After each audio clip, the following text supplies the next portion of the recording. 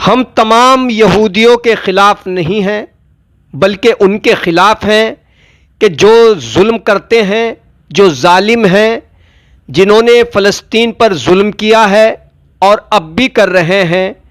यह गलतफ़हमी कोई बिल्कुल ना रखे कि हम तमाम यहूदियों के ख़िलाफ़ हैं, हम जालिम यहूदियों के ख़िलाफ़ हैं।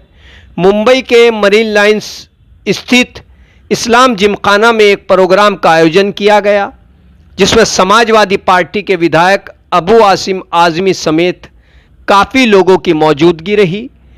उन्होंने भारत सरकार से ये मांग की कि वो इस मामले में हस्तक्षेप कर वहाँ पर शांति स्थापित करने की दिशा में कदम बढ़ाए और दुनिया के जितने अमन पसंद देश हैं वो भी इजराइल और फ़लस्तीन में हो रही जंग को रोकें ताकि अमन कायम हो। हम अब भी उम्मीद रखते हैं और अपनी हुकूमत से मुतालबा करते हैं कि आगे बढ़े और इस मसले को ख़त्म कराएं। और आखिरी बात, मुसलमानों की तरफ से ये बात जाना बहुत ज़रूरी है।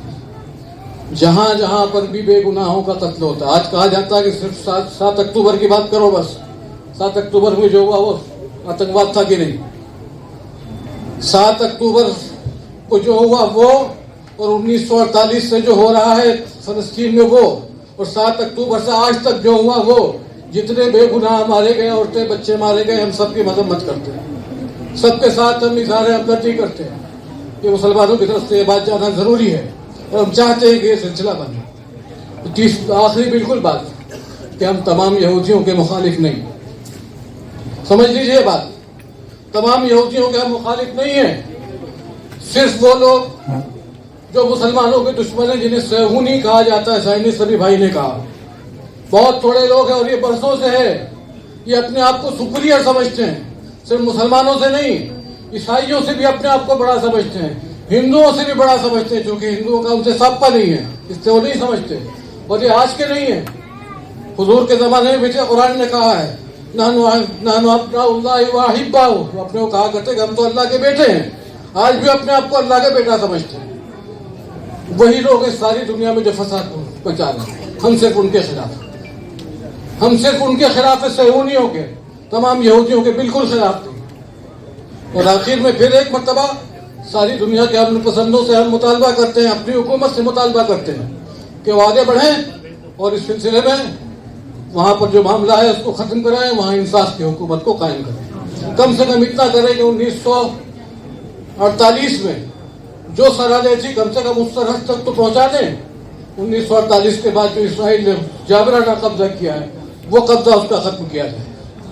अमेरिका जैसा शहर, अमेरिका जैसा मुल्क खुलेआम इसराइल का सपोर्ट कर रहा है, लेकिन उसी अमेरिका में 10-10 लाख लोग निकल करके अमेरिका के खिलाफ खड़े होकर के इसराइल की मुखालफत और फलस्तीन के तरफदारी में निकाल रहे हैं, लेकिन किसी को मुकदमा नहीं हो रहा है। यूके के अंदर लोग जाकर के एम्बेसी पे झंडा निकाल देते हैं इसराइल का और वहां फलस्तीन का झंडा लगा देते हैं, कोई मुकदमा नहीं होता है। मेरे मुल्क में अलीगढ़ मुस्लिम इंस्टीट्यूट के लड़कों ने अगर एहतजाज किया तो उसमें मुकदमा हो गया। दिल्ली में किसी ने एहतजाज किया, उसमें मुकदमा हो गया। क्या हो रहा है देश के अंदर? 60 लाख यहूदियों को हिटलर ने गैस चैम्बर में जला दिया था। 60 लाख दर बदर थे, कोई पूछने वाला नहीं था, कोई जगह नहीं थी इनके पास।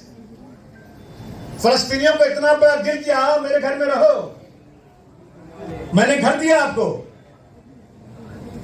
और आप मुझे मेरे घर से निकालना चाहते हो। और दुनिया की ताकत में इतना गुरूर आपको हो गया है कि आप सब मिल करके फलस्तीन को खत्म करना चाहते हो। ह्यूमन राइट कहां है? इंसानियत कहां है? मैं सारे मुल्कों से कहना चाहता हूं जो इंसाफ पसंद है कि अब की बार एक बार जो होना हो जाए, लेकिन आप फलस्तीन को आजाद करवा कर रहना चाहिए और फलस्तीन को आप गुलामी नहीं बर्दाश्त करना है।